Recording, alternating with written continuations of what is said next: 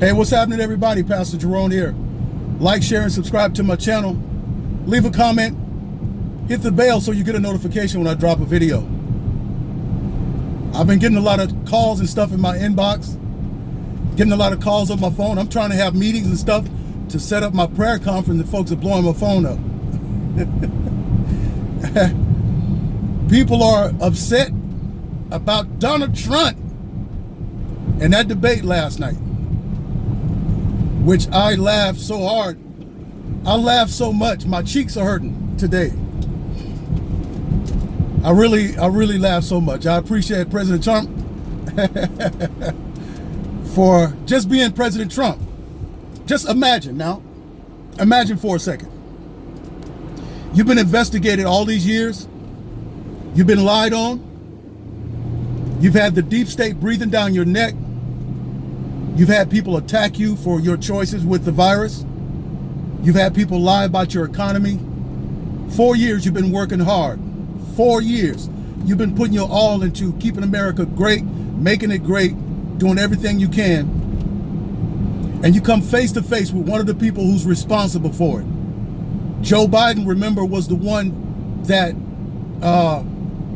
brought up the Logan Act when the FBI and the deep state and Joe Biden were meeting in the Oval Office to set up President Donald Trump. So imagine coming face to face with this man, one of the people who's responsible for this after all these years. And then also couple that with knowing that Chris Wallace, okay, is a shield for the Democrats. He's a loyal Democrat. His father was leftist all the way, Chris Wallace's father. And so is he. So President Donald Trump, knowing that, you know,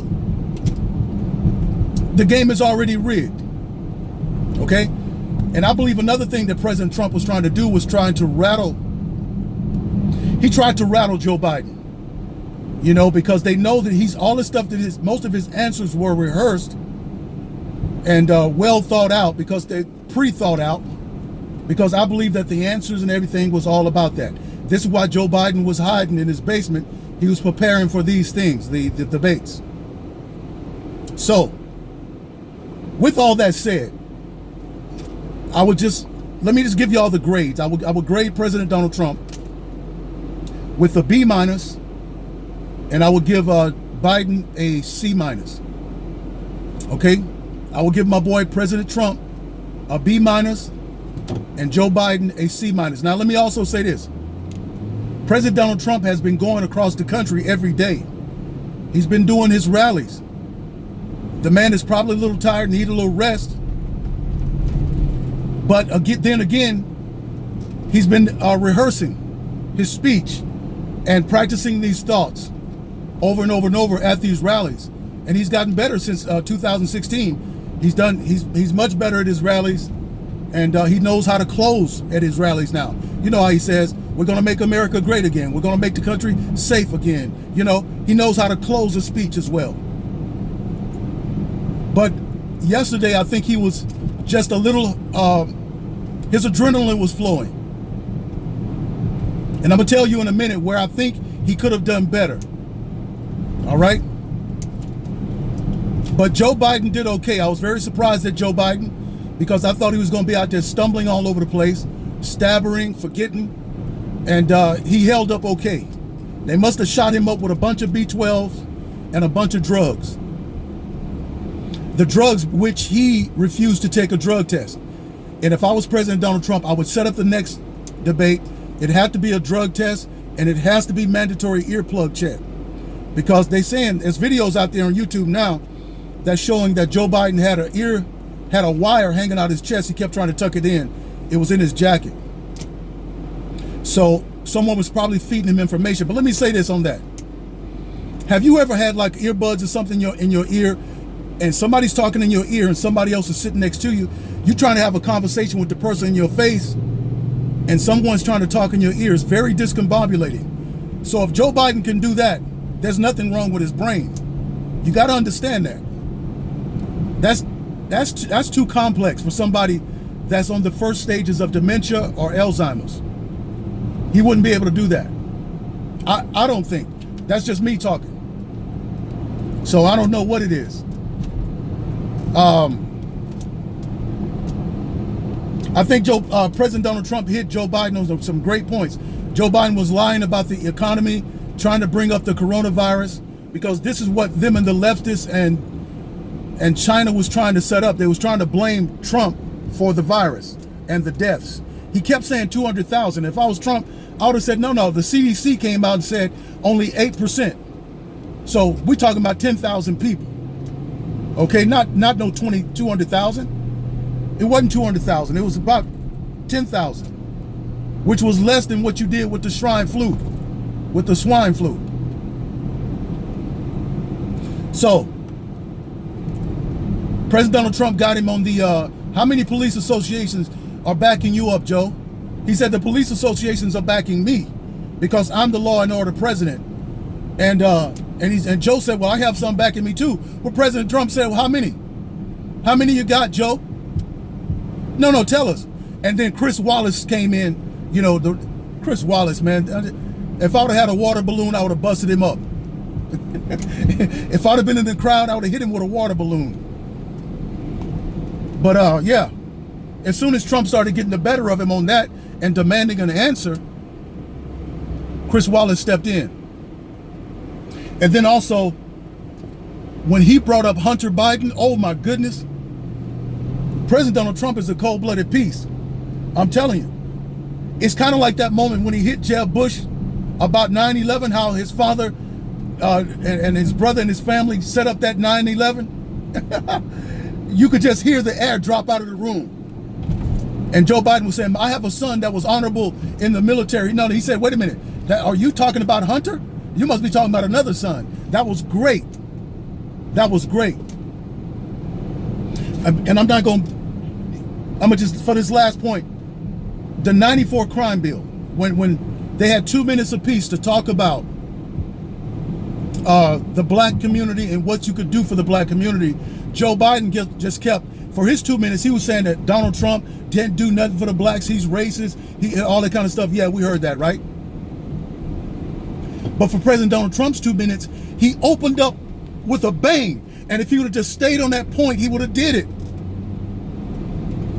But President Donald Trump has so much to say that he skips without really digging into a great point. So the first point, he said that Joe Biden, black people shouldn't trust you because of the 94 crime bill. He says, I did prison reform, you locked him up, I got him out.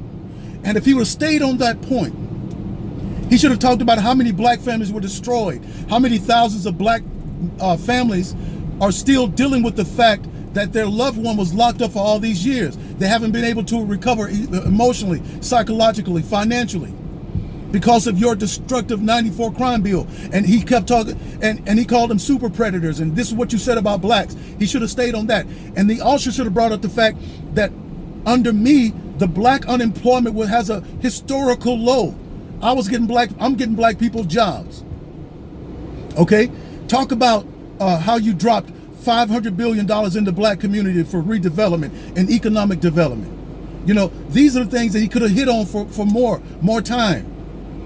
And talk about how that the black vote is going up. That I'm up to 20 to 25% of the black vote now. Stuff like that. So I think he should have stayed on that for a while. And he missed a great opportunity to make Joe Biden look bad. He should have talked about the Clintons, how they locked the black people up. And how, of course, he was in there for 47 years in politics. He has not one signature bill for blacks, not one. Joe Biden has not signed not even suggested one signature bill that was in favor of doing something for black communities. Okay, not one. And that you had 8 years under President Obama, a black president, and you all didn't do anything. And I would have been like, what did you do for blacks while you were in office for 8 years? Tell me something you did. Tell me something you did to reverse what y'all call systemic racism.